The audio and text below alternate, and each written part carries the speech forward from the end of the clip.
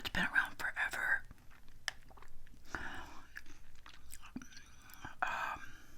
Had no clue it was sparkling water. I thought it was soda pop. I missed the memo on that one. So,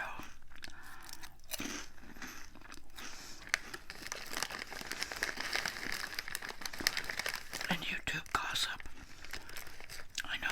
you know Trisha Paytas had her baby, and she named it Malibu Barbie, because I just mentioned it in a video the other day. But bigger and better news, in case you missed it, Rachel Lux came out with his makeup palette. I believe it was yesterday.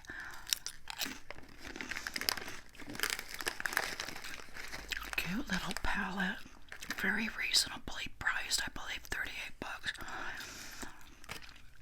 I'm all set to get it, or I was all set to get it until he made a video, and I don't know if it's true or not. I'm guessing it's true, because YouTubers now get in a lot of trouble if they post fake news.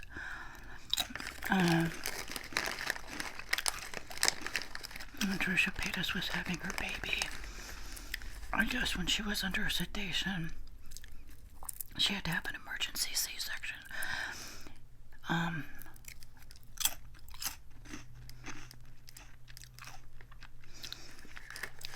She accidentally called Moses Jason from her previous boyfriend, Jason Nash. Now,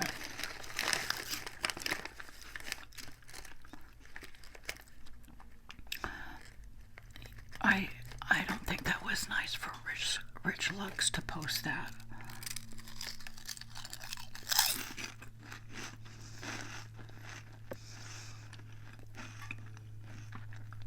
But again, I know how Hollywood works and publicity, and I do know that there's a video somewhere in the past where Rich Lux went to visit Trisha Paytas, and they were in their kitchen. They were either sitting on the kitchen floor or at the kitchen table. So I've noticed that a lot of these big YouTubers, they get together, and I think they get together to sign an agreement through their attorneys to bash each other.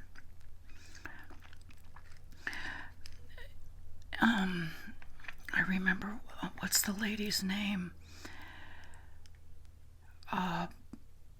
With the big red lipstick, Miranda Sings. A long while ago, she hooked up with Trisha Paytas for a video, and it just seems like these bigger YouTubers get together with other YouTubers who want to be as big as them. Anyways, so Rich Lux, on the day that his palette was supposed to be released, September 19th, I think, I didn't watch his videos, and I'm not watching Trisha's videos to see if it's true. But I don't think I'm as excited to get his palette now, because I don't think that's nice for a happy event like that. Anyways, I kind of don't believe it. If it really happened, I kind of think that it may have been pre-planned between her and him, because publicity sells. Negative publicity sells even more. Well, that's terrible.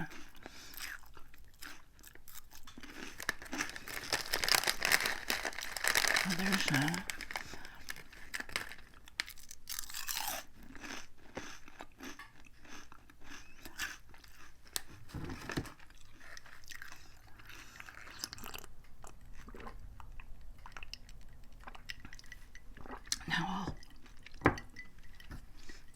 some tea on my own self. Little hidden oddities about my own self that you may or may not know. I'm sure I've mentioned these little things before, but ICYMI.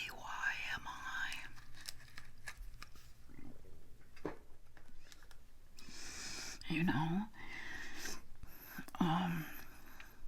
groceries.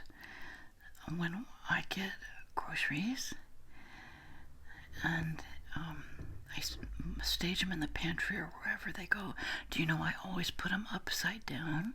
I've been doing this for so many years because I felt, even like a bag of chips or tortilla chips or anything, I'll set it upside down because in my mind it just makes better sense that jars and cans and bags of chips have all been sitting one way.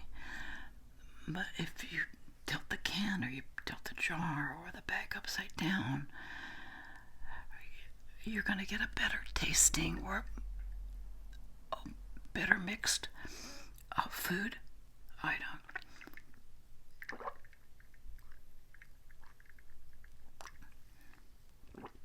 I have no clue if that's true, but I always feel it is. And if I go to grab like a can of tuna or a can of chicken, and water or tuna and water, and there's a can that's not upside down, I will grab the can that's upside down and turn the other one upside down.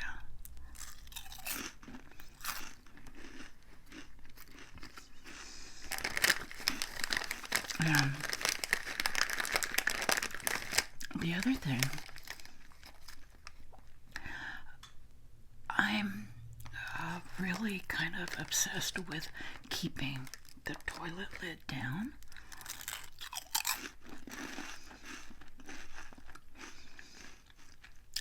Decades ago, we had a rat come up in our toilet. It was late at night. It was the toilet in the master bedroom. I was freaking out, and my husband was so calm.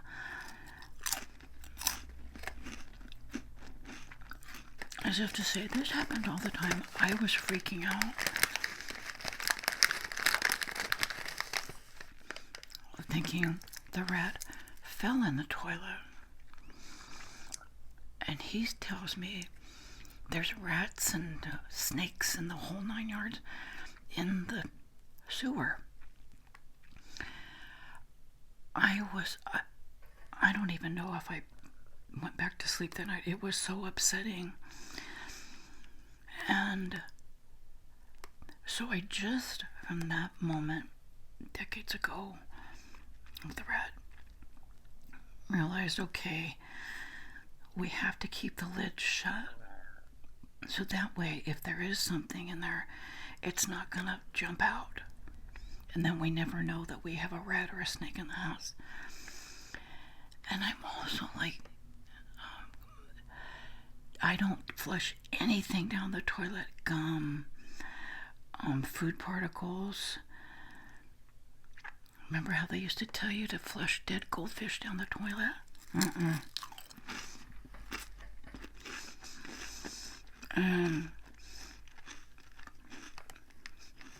The reason why I'm even talking about these things now is it's somewhat stressful, as my daughter, who's been here until I get back on my feet, walking well with my knee replacement, and how weird do I want to let her know that I am in my secret life?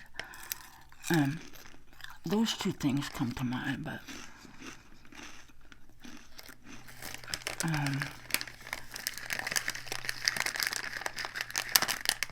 so there's that. I have my little cheat sheet here.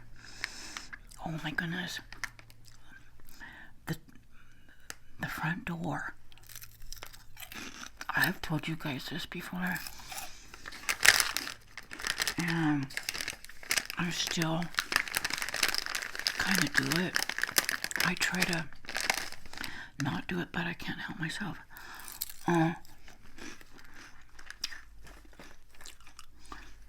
I know we lock our door at night. I must check it 5, 6, 7, 10 times before I go to bed.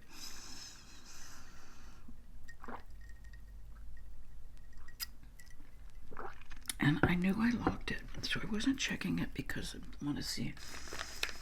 Did I lock it? Did I lock it? I know I locked it.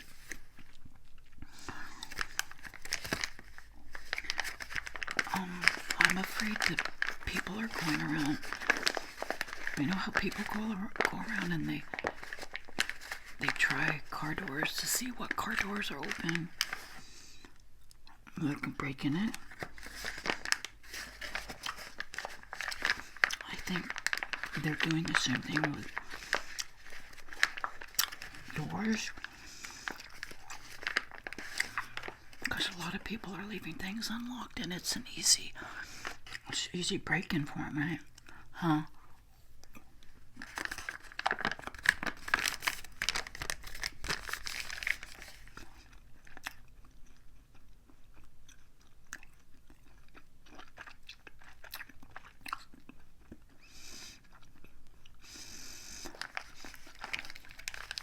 Now I'm doing a couple things. I'm checking the front door, making sure nobody jimmied the lock. But a couple weeks ago, I left my keys in the door, came in,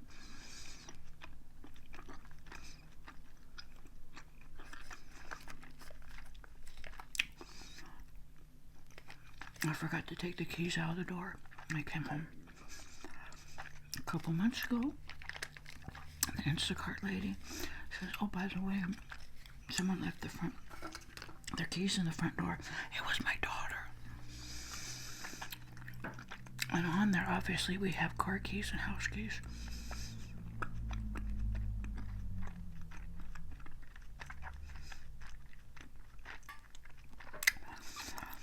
I have this subliminal fear. And when my daughter comes home from work, she's so tired and has so many things in her mind, she's going to leave the keys in there again. When I come home from somewhere, I don't move away from the front door unless I have my keys with me.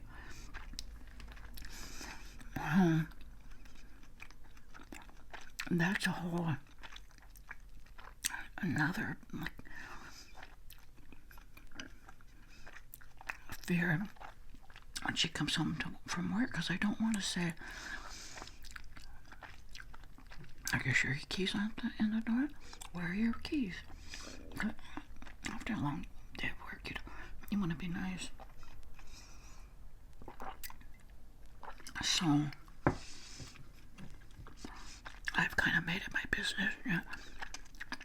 When she comes home, I just go and check the front door myself.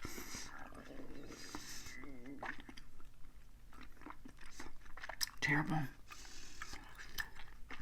And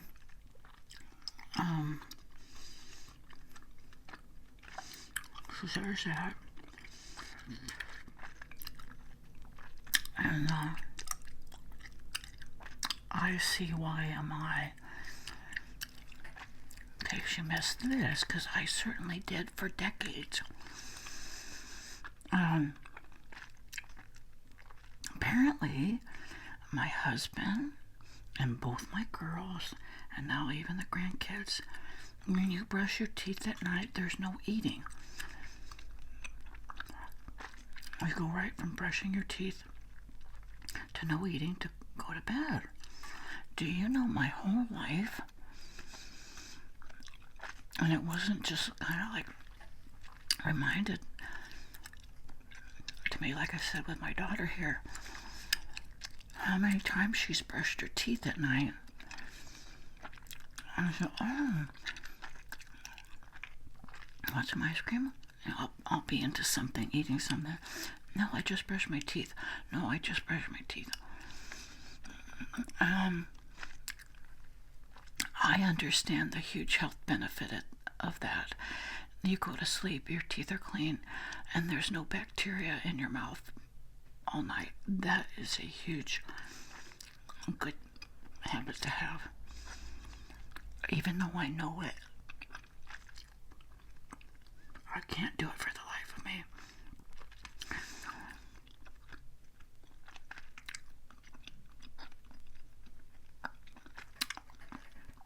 I'm good about making sure I brush my teeth at night to be healthy, but it has nothing to do with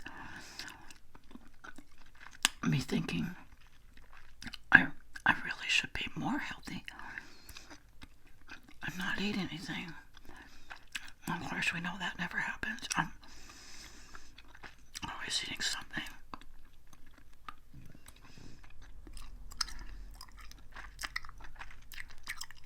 So that's good that my daughter got that message from my husband, because I never had it, never did it, and I certainly didn't. I don't remember teaching the kids not to eat after you brush your teeth at night. Speaking about teeth, I had a weird front tooth experience in grammar school, or whenever your teeth, you lose your baby teeth. So I guess it was obviously grammar school, maybe kindergarten.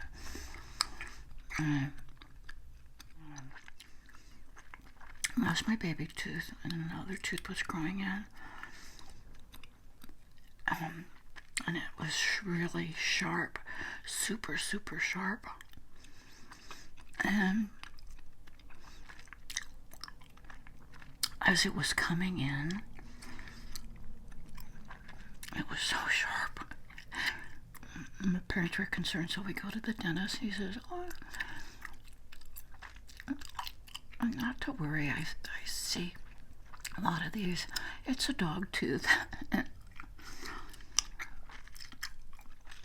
My mom was freaking out. I was freaking out.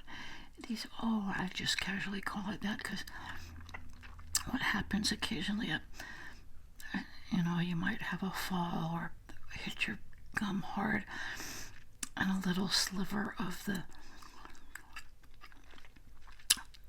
tooth or new tooth breaks off. And so when you lose that tooth, that's what's growing back in. I didn't buy it. I don't know if my mom bought it. It didn't make sense, because it had a root and everything. It was the weirdest thing. And my mom said, I know, so what happens now? And still, you just pull it like a regular tooth, and x-rays show the adult tooth would be coming in after that. That was the weirdest thing, you guys. I have never met another person that had a dog tooth, or whatever they call it. And then that exact same tooth, after everything was over with that, I ended up chipping it in like first grade or second grade or something. Grammar school, on the swings, fell off the swing on my knees in the sand, and I'm going back to grab the swing, and the metal part of the swing hits me in my mouth and chips my tooth. And I look down, and I see this white chip of tooth, and yes, it was painful. So I go crying to the office. And the office lady or somebody says, "Oh, here, I'm here too." I put a little cup, pour some milk in there with it. I said, "What?" So apparently, I don't know what that was about. And the lady in the office had some old wives' tales about teeth, that if you put it in milk, it wouldn't discolor, and then if the dentist could glue it back on or something, I don't know. And Anyways, I ended up needing a cap at a very early age, and very terrifying. And the dentist's office back then weren't nicely decorated and fun. It was almost like a prison color gray, or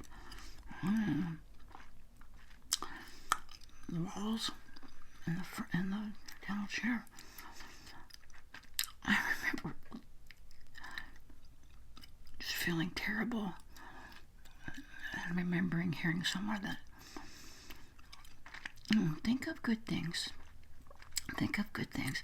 Don't think of the dentist doing your tooth, because that'll make you feel worse than you already do.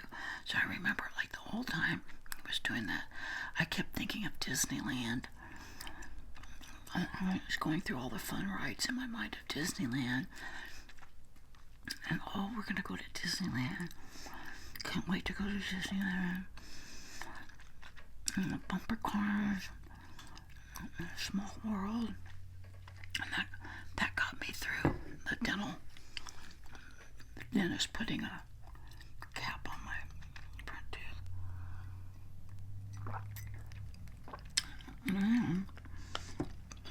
You guys remember that show? I think it was called Wonderama. It was like a Saturday mornings kid show. In case you missed it, ICYMI.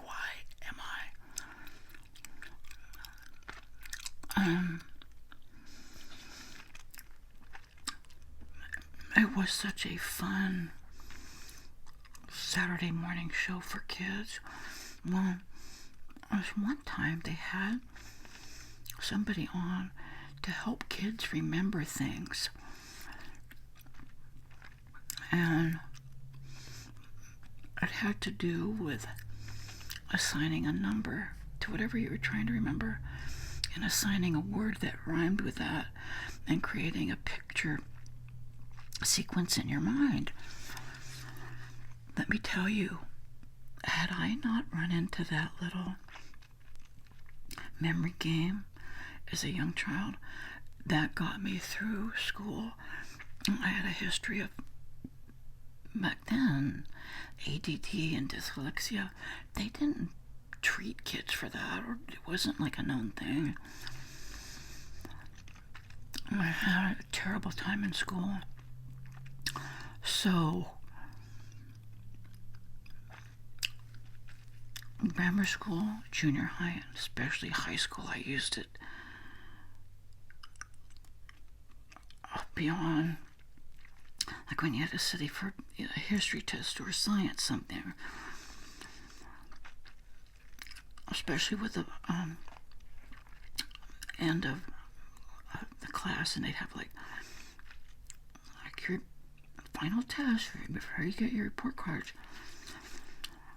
and they'd even give you the things to study for what was going to be on the test. I'd have tons of index cards.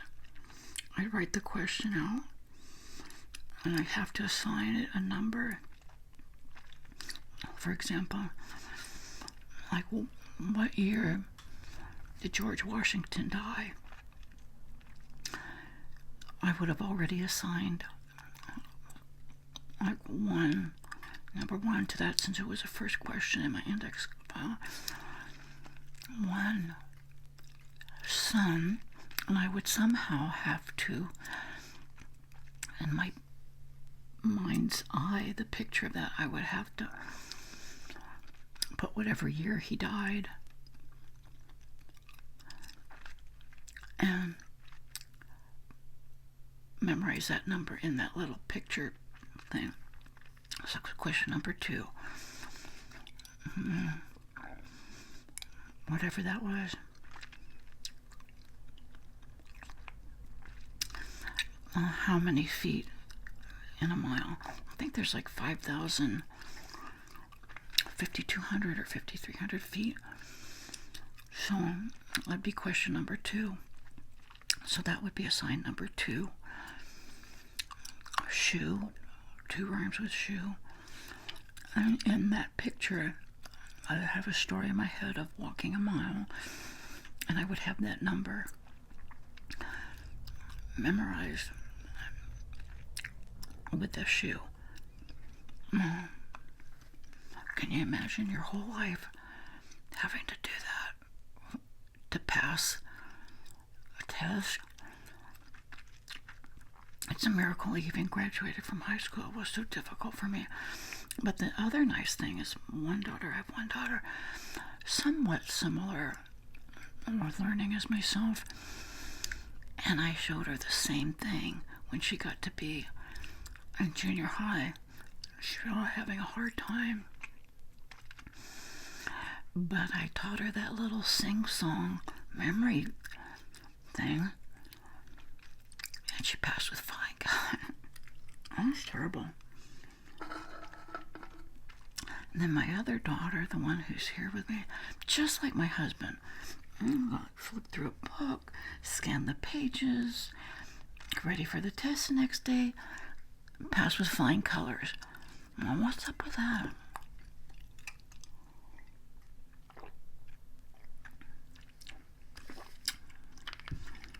Let's see what else. What we may have missed.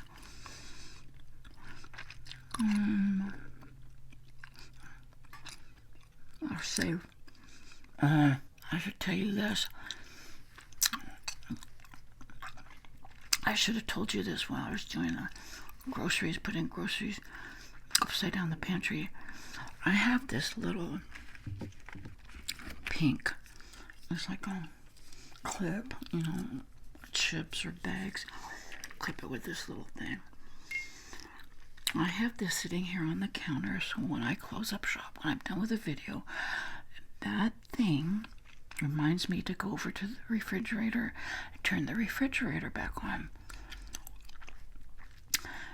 Because when the refrigerator goes on and off, it's just disruptive, kind of loud. So I just shut it off. But this thing, when I'm done, reminds me, Angela, go turn on the refrigerator. You guys, even with my little reminder, do you know how many times I have forgotten to turn the refrigerator back on? And my daughter comes home from work thinking we need a new refrigerator. Mom, ice cubes. I made ice cubes this morning, and they're not hard yet.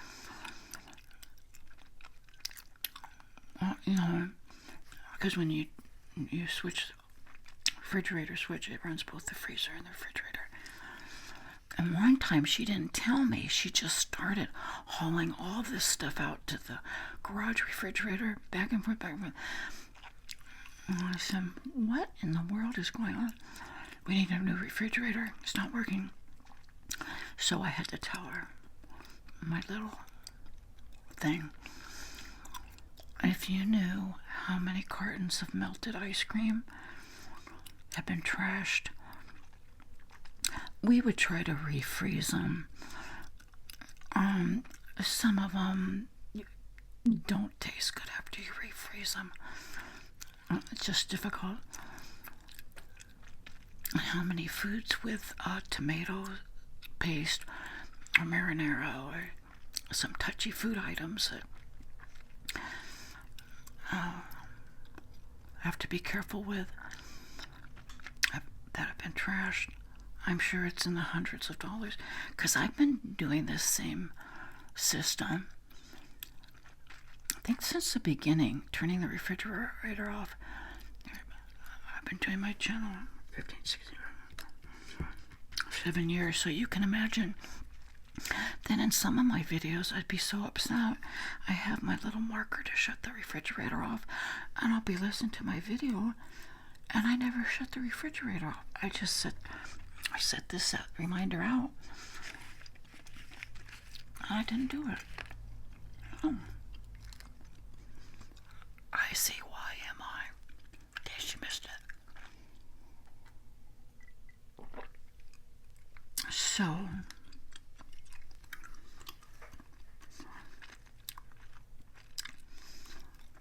ICYMI. I like that. It has a nice sound and a nice bounce. ICYMI. So have you guys known about that one? Am I, again, just late to the party?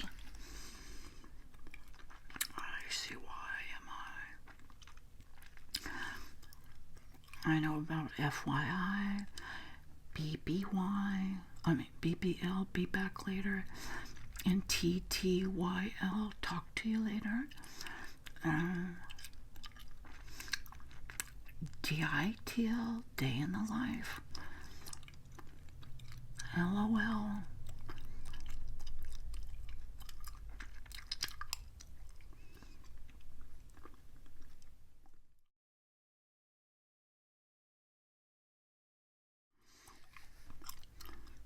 So let me know if it's new to you. ICYMI. Or you've been using it forever.